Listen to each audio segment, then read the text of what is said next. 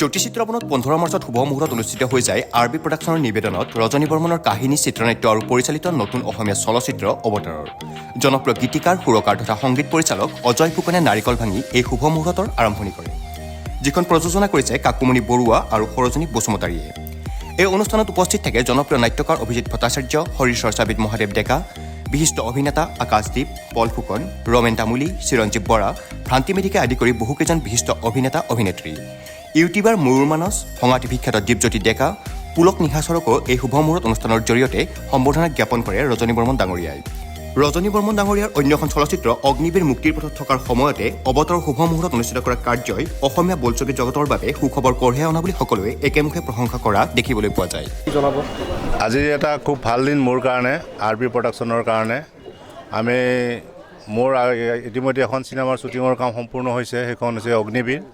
অগ্নিবীৰৰ আমি ইলেকশ্যনৰ পিছতে অগ্নিবীৰ অসমৰ ৰাইজৰ মাজলৈ আগবঢ়াম। গতিকে সকলো ৰাইজৰ আশীৰ্বাদ বিচাৰিছোঁ। আৰু আজি আমি এখন নতুন ছবিৰ আজি শুভ মুহূৰ্ত কৰিছোঁ, সেইখন হ'ল অৱতাৰ। আৰু ইয়াত প্ৰযোজনা কৰিব মোৰ লগত আছে আমাৰ কাকুমণি বৰুৱা, লগতে সৰজনী বসুমতাৰী, আৰু সকলোৱে ৰাইজৰ আশীৰ্বাদ বিচাৰিছোঁ। এতিয়ালৈকে আজিৰ পৰা আমাৰ এটা খোজ আৰম্ভ দিলোঁ, আৰু নেক্সট ষ্টেপ আগবাঢ়িম। কাইলৈৰ পৰা আমাৰ অভিনেতা অভিনেত্ৰীৰ বাছনিৰ কাম কালি আৰম্ভ কৰিম। আজি নামটো ঘোষণা কৰিলোঁ। লোকেশ্যন ইয়াত মেইনলি শ্বুটিং হ'ব যোৰহাট। আমাৰ মেইন মুখ্য অভিনয়খিনি শ্বুটিং কৰিম যোৰহাটত আৰু মংগলদৈ, আৰু এইফালে কৰিম চান্দুবি আৰু গুৱাহাটী। আৰু গানৰ কাৰণে গোৱা যাম, অৰুণাচল, বাহিৰত কৰিম। চিত্ৰনাট্য পৰিচালনা আপোনাৰ মোৰে কাহিনী চিত্ৰনাট্য পৰিচালনা গোটেইখিনি মই কৰিম। গতিকে ইয়াত এখন ফুল একশ্যন মুভি এখন। এটা মোৰ সপোন আছিল, আজি 10 বছৰৰ সপোন বুলি মই অকণমান আগতে ক'লোৱেই, 10 বছৰৰ সপোন এটা আছিল। মই 10 বছৰৰ সপোন এটা বুকুত বান্ধি লৈ মই আছিলোঁ। আজি সপোনটো বাস্তৱ কৰাৰ দিশত মই আগবাঢ়িছোঁ। আৰু ইয়াত সম্পূৰ্ণভাৱে মোক সহযোগ কৰিছে মোৰ বন্ধু আমাৰ নৱৰাজ বৰুৱাই। আৰু মোৰ প্ৰতিটো ষ্টেপত মোক দিহা পৰামৰ্শ হিচাপে মোৰ বেকত মোক আগবঢ়াই দি থাকে মোৰ সংগীত পৰিচালক মোৰ ভাতৃপ্ৰতিম অজয় ফুকন। তেওঁ অজয় ফুকনৰ প্ৰতিটো ষ্টেপতে মোক আগবঢ়াই দিয়ে, যাতে আগবঢ়াওক, এনেকৈ বাঢ়ক। অজয় ফুকনৰ লগত ষ্টুডিঅ'ত মই সদায় বহোঁ, ডিছকাছ কৰোঁ। প্ৰতিটো কামতে ডিছকাছ কৰোঁ অজয় ফুকনৰ লগত, নৱৰাজৰ লগত। আৰু মোৰ বন্ধু আছে আমাৰ অমৰেন্দ্ৰ ভাগৱতী, অমৰেন্দ্ৰ ভাগৱতীৰ লগতো ডিছকাছ কৰোঁ। সকলোৰে সহায় হ'ব, যাতে টিম ৱৰ্ক, যিহেতু প্ৰত্যেকটো টিমে আগবাঢ়িম। আৰু কাকুমণি যিহেতু যোৰহাটত থাকে, যোৰহাটৰ পৰা আমাৰ গুৱাহাটী অলপ ডিষ্টেঞ্চটো বাঢ়ি গৈছে। কাকুমণি কেইদিনমান থাকিব, কালিৰ পৰা কাকুমণিৰ লগত ডিছকাছ আৰম্ভ কৰিম। কাক ল'ম, কেনেকুৱা ধৰণৰ চৰিত্ৰ, কোন অভিনেতা অভিনেত্ৰীক কালিৰ পৰা ডিছকাছ কৰি বাজেটটো আমাৰ 2 কৰোৰৰ ওপৰত থাকিব বাজেট আমাৰ। আৰু এখন চিনেমা একচুৱেলি ৰেডি হৈ আছে অগ্নিবীৰ। মুক্তি নাপাওঁতে আকৌ এখন বনাইছে, দুৰ্দান্ত সাহস বুলি ক'ব লাগিব, কি জনাব? হয়তো ৰাইজৰ আশীৰ্বাদ। দুৰ্দান্ত সাহস একচুৱেলি নহয়, সেইখন চিনেমা যিহেতু আমাৰ সম্পূৰ্ণ হৈ গ'ল। চিনেমাখন কেৱল গান দুটাৰ কাম বাকী আছে। গান দুটাৰ আকাশদ্বীপ নাছিল কাৰণে গানটো কৰিব পৰা নাছিল। আকাশদ্বীপ অষ্ট্ৰেলিয়া গৈছিলে, গতিকে যাৰ কাৰণে গানটো পিছাব লগা হ'ল। গতিকে সেইখন চিনেমা সম্পূৰ্ণ মোৰ ৰেডি, সেই অগ্নিবীৰ। গতিকে ৰেডি হোৱাৰ পিছত এইখন চিনেমাৰ যিটো আৰু এখন চিনেমা আহি গ'ল, আমাৰ কাকুমণিয়ে ক'লে চিনেমাখন কৰোঁ, ভাল এটা ষ্টৰী। কাকুমণিৰো সপোন এটা আছিল, তেখেতে আগতে চিনেমা কেইবাখনো কৰিছে তেখেতে। গতিকে সকলোৰে সপোন লৈ পেলাই আগবাঢ়িছোঁ। হয়, এইখন চিনেমাৰ ৰাজদাৰ মোৰ বহুত সপোনৰ আছিলে, কৰিম বুলি আমি অলপ আলোচনা কৰিও আছিলোঁ। আৰু আজি সেয়া শুভ মুহূৰ্ত হৈ গৈছে, আৰু বহুত আশাবাদী। এইটো বহুত বেলেগ এটা স্ক্ৰিপ্ট হয়, এইটো নতুনত্ব পাব অসমবাসী ৰাইজে। এইখিনি সকলোৱে চাব বুলি আশা ৰাখিছোঁ, আৰু সকলোৱে আদৰি ল'ব বুলি মই আশা ৰাখিছোঁ। এনেই আপোনাৰ এইখন কিমান নম্বৰ ছবি? এইখন 4 নম্বৰ। 4 নম্বৰ, হয়। আচ্ছা, আপোনাৰ এইটোত আপুনি সম্পূৰ্ণ সহযোগিতা গুৱাহাটীত থাকিও কৰিব এইখিনি গোটেইখিনি? হয়, মই ইমান বিশেষ টাইম নাপাওঁ, তথাপিও আৰু ৰজনী দাক কৈছোঁ মই এইখিনি ক্ষেত্ৰত অকণমান টাইম দিব পৰা যাব বুলি। তথাপিও তেওঁ যথেষ্ট সহায় কৰিব, তেনেকৈ আৰু মিলি পেলাই কৰিব লাগিব আৰু। হয়, আচলতে ৰজনী বৰ্মন ডাঙৰীয়াৰ লগত এইখন মোৰ 3 নম্বৰ চিনেমা, আৰু আগতে 2খন চিনেমা কৰিলোঁ। আৰু এইখন চিনেমাত ইতিমধ্যে এটা থিম ছং মই খুব গোৱাৰ পৰা মই মুম্বাই গৈছিলোঁ চিনেমা কামতেই, আৰু তাৰপিছত গোৱাৰ গ'লোঁ। তাৰপিছত আহি লগালগ এটা থিম ছং এটা বনাই দিছোঁ, যাতে চিনেমাখনৰ এটা জোচ পায়। আৰু যিহেতু একশ্যন থ্ৰিলাৰ টাইপ এখন মুভি হ'ব, আৰু সেইকাৰণে খুব এখন জোৰদাৰ মুভি হ'ব মই আশা কৰোঁ আৰু ৰোমেণ্টিক এখন মানে মুভি হ'ব ইয়াত কাহিনীটো প্ৰেমৰ ওপৰতো আছে সংঘাত আছে ত্যাগ আছে গোটেইখিনি আছে ফুল পেকেজৰ এখন চিনেমা আৰু এইখন চিনেমাত অসমৰ আচলতে মহা তাৰকাসকলৰ ইয়াতে সমাহাৰ ঘটিব বহু জনপ্ৰিয় অভিনেতা অভিনেত্ৰীসকল থাকিব আৰু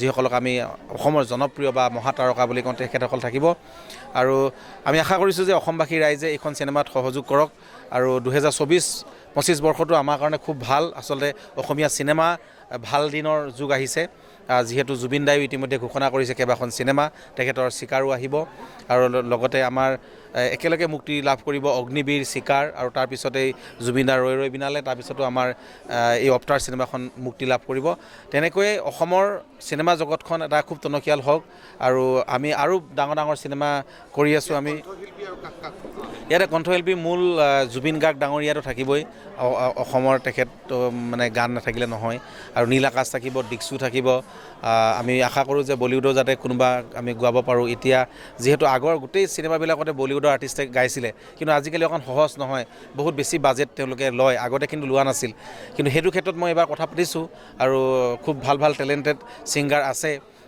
সেইসকলক যাতে আমি গোৱাব পাৰোঁ আৰু মূল কথা এটাই যে অসমৰ সংগীতক আমি প্ৰাধান্য দিব লাগিব ইয়াতে আজিকালি আশ্চৰ্য গীতো ৰাইজে খুব আদৰি লৈ আমি আশ্চৰ্যকো গীত কণ্ঠদান কৰাৰ কথা আমি ভাবিছোঁ প্ৰতিগৰাকী অসমৰ জনপ্ৰিয় অভিনেতা অভিনেত্ৰী থাকিব কণ্ঠশিল্পী থাকিব মহিলা কণ্ঠশিল্পী হওক বা পুৰুষ কণ্ঠশিল্পী হওক তাৰ উপৰিও আমি বাহিৰৰ যিসকল কণ্ঠশিল্পী আছে তেখেতসকলক আমি আগস্থান দিম আৰু প্ৰতিটো গীতেই ৰাইজে খুব ভাল পাব বুলি আশা কৰিছোঁ আৰু ইতিমধ্যে অগ্নিবীৰৰ এটা আইটেম ছং যিটো শ্বুটিং হ'ব এটা বহুত বিগ বাজেটত আৰু সেই গানটো মুম্বাই এগৰাকী কণ্ঠশিল্পীয়ে গাইছে যদিও আমাৰ অসমৰ হয় শাৰদী বৰা আৰু সেই গীতটিও আমি খুব সোনকালে অসমবাসী ৰাইজলৈ আমি মুকলি কৰি দিম অগ্নিবীৰৰ আৰু অৱতাৰৰ আমি যিটো থিম ছং আজি আমি অকণমান উলিয়াই দিম ৰাইজৰ মাজলৈ ইউটিউবৰ যোগেদি আমাৰ মোচন পোষ্টাৰত আইটেম গাৰ্ল কোন হ'ব আইটেম গাৰ্ল অনন্যা কাশ্যপ সকলোৱে জানে যে আমাৰ খুব এগৰাকী ভাল অভিনেত্ৰী আৰু দুদিনমান আগতে এটা খুব জনপ্ৰিয় গান দুলহন বনামী বুলি এটা গান হিট হৈ গৈছে অনন্যাৰ আৰু এতিয়া অনন্যা